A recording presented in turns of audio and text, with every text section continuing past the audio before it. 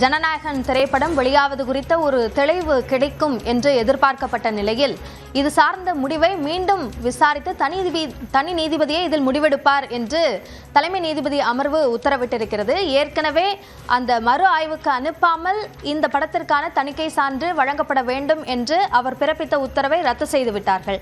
மீண்டும் இரு தரப்பிற்கும் போதிய அவகாசம் கொடுத்து அதன் பிறகு இந்த வழக்கில் ஒரு தீர்ப்பை வழங்க வேண்டும் என்பதுதான் தலைமை நீதிபதி அடங்கிய அமர்வினுடைய அந்த உத்தரவாக இருக்கிறது. எனவே இதற்கு பிறகு அந்த தனி நீதிபதி தன்னுடைய விசாரணையை தொடங்குவார்.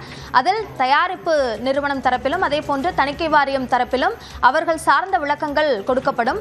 அதற்கு அவர்கள் எவ்வளவு அவகாசம் கேட்பார்கள் என்பது அவர்கள் அந்த அவகாசம் கேட்கும் போது தெரிய வரும். அந்த அடிப்படையில் இந்த விசாரணை என்பது செல்லும்.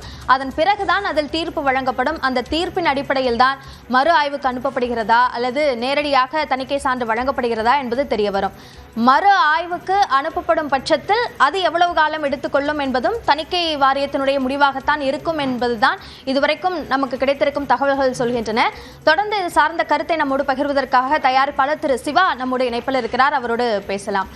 வணக்கம் சார். இப்போ இதுல நீதிமன்றம் மீண்டும் இது ஒரு விசாரணையை தொடங்கி அதற்கு பிறகுதான் மறு ஆய்வுக்கு அனுப்பலாமா வேண்டாமா என்பது குறித்த முடிவு எடுப்பார்கள் என்று சொல்லப்படுது. அப்போ இந்த படம் இன்னும் தள்ளி போகும் என்ற ஒரு சூழல் தான் ஏற்பட்டிருக்கா?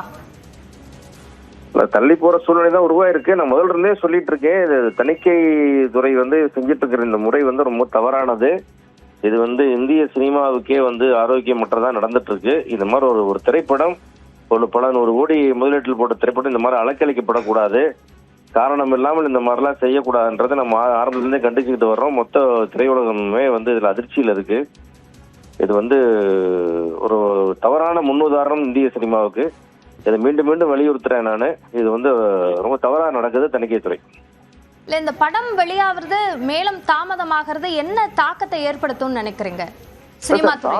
தாக்கம் விடுங்க. படம் எப்ப வந்தாலும் அது விஜய் சாருக்குன்னு ஒரு மார்க்கெட் இருக்கு. அந்த படம் ஓடும், அது வேற விஷயம். ஆனாலும் கூட இதை நான் ஒரு ஜனநாயகம் முதல்ல சொல்றேன். ஜனநாயகத்துக்காக நான் சொல்ல, ஒரு இந்திய சினிமாவில் இப்படி ஒரு சினிமா இப்படி பாடுபடுத்தப்படும்னா இனிமேல் எந்த படமும் வெளியாவதுக்கு உத்தரவாதம் இல்லாம போயிருச்சு ஒரு சூழ்நிலை. அதான் சொன்னேன், இது அரசியல் விளையாட்டுக்கான களம் இல்லை, இது திரைத்துறை. இதுல ஒரு தொழிலாளர்கள், பல பேருடைய வாழ்க்கை, பல ஆயிரம் கோடி, பல 100 கோடி முதலீடு எல்லாம் இது இருக்கு. இதை கருத்தில் கொள்ளாமல் இது ஏதோ ஒரு வேற மாதிரி போயிட்டு இருக்குதுன்றது வன்மையா கண்டிக்கத்தக்கது.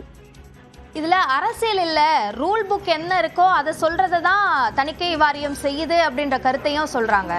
இந்த 100 வருஷ சினிமால தணிக்கை வாரியம் இதுவாறு நடந்துட்டுதான். ஒரே ஒரு உதாரணம் சொல்லுங்க.